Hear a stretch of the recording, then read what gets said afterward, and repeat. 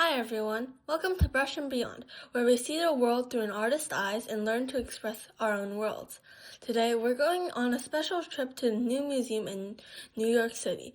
The new museum just got bigger and reopened in March 2026. And they have a brand new show called New Humans, Memories of the Future. It's full of strange, beautiful, surprising art. So grab your imagination, let's go. What is the new museum? It's a special place in New York City that only shows new art. That means art made by people who are alive right now, from all over the world. The building is silver and shiny on the outside, and in the inside, they fill it with big sculptures, surprising paintings, photos, and even costumes. Today, we'll explore some of the coolest things they have. Big question, what makes you human? Is it your body, your feelings, your ideas, your friends? Every artwork in the show tries to answer this in some way. Some artists use paint, some use cloth, some use photographs. Let's see what they came up with. A giant, hairy waterfall. Look up.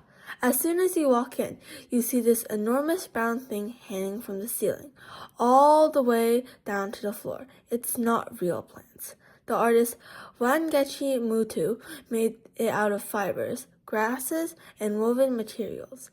It looks like a giant tree, a waterfall, and maybe a strange creature all at the same time. Wangechi was born in Kenya and now lives in New York. She loves using natural stuff to make us think about nature and people together. A story on the wall. Right next to the giant sculpture is a huge wall covered in pictures. It looks like wallpaper at first, but if you stand really close, you'll find lips, eyes, and even little stones, all hidden in the pattern. Wangechi Mutu made this to tell a science fiction story called Blood Child, written by an author named Octavia Butler. The story is about people living on a faraway planet with strange creatures who become their family. So this wall is a story you can read with your own eyes. Tiny humans growing. In another room, you'll find these incredible photos. They look like astronauts floating in space, or even planets, right? But the surprise is, they're actually pictures of tiny babies growing inside their moms before they're born. Some babies are actually called fetuses. A photographer named Leonard Nilsson took them with very tiny cameras. The museum put them in this exhibit because every new human starts so small. Doesn't that make you feel kind of magical?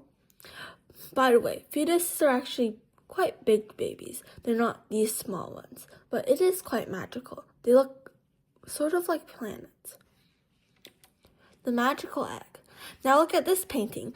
A famous artist named Salvador Dali painted it back in 1943. Can you see what's hatching out of the egg? It's a baby. And the baby is shaped like Earth. Dali believed that after a big war, a totally new kind of human was about to be born. There are two little grown-ups in the corner pointing at the egg, like, look, something amazing is happening. That's why humans put this old painting in a show about new humans. Dali was already imagining them 80 years ago. A forest of stories. Whoa, look at this giant cloth. It covers the whole entire wall. The artist painted vines, flowers, sparkles, snake faces, and tiny words floating like speech bubbles. Every little piece is a different story or myth. Standing in front of it feels like walking into a magical forest book. How long do you think this took to paint? Probably weeks and weeks. Pick one corner of the picture. What story do you think it's telling? Spot the vines and flowers, sparkles and faces, hidden creatures, and tiny speech bubbles. Painted on a cloth like a giant blanket. Every part tells a different myth. A magical cape. The artist is Tal Lewis, Handle of the Axe, 2024. Look at this towering cape. It's almost as tall as the doorway. The artist, Tal Lewis, made it all by hand.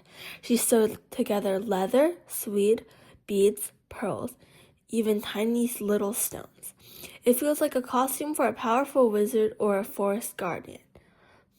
Tao is from Toronto, Canada. She likes thinking about stories and heroes from her family's history. What kind of magic do you think this character has? Look at the tiny horns on the head, next to the ears.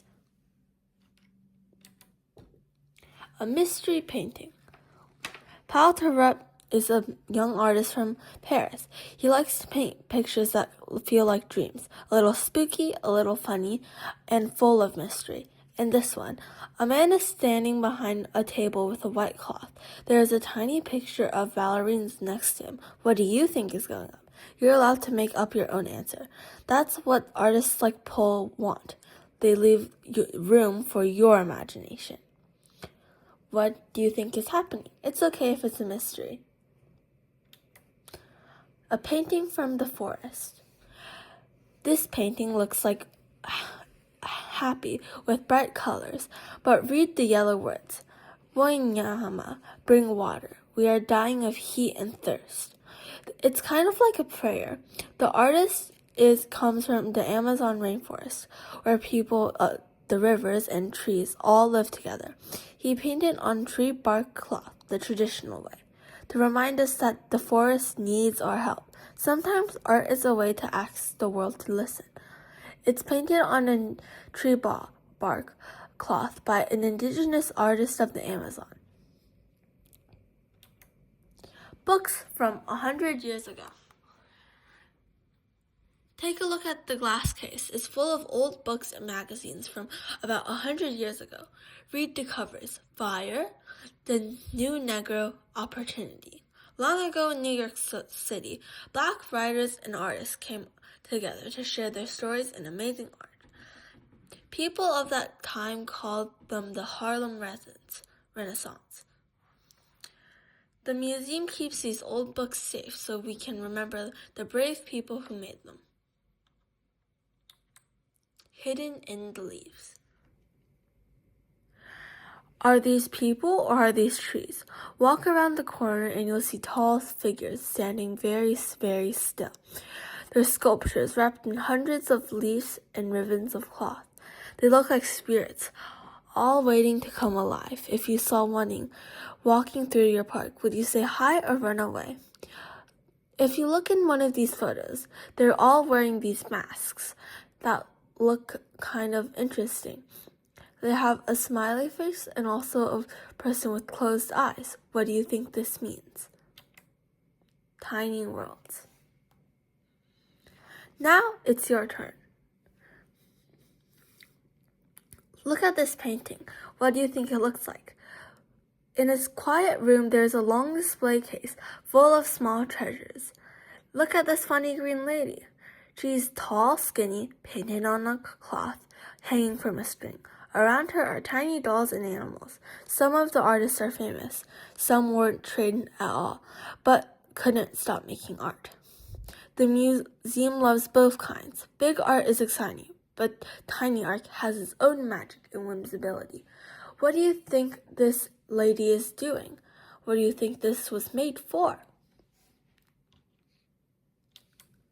What a turn. Wow, what a tour. First, which artwork was your favorite today? Tell me why.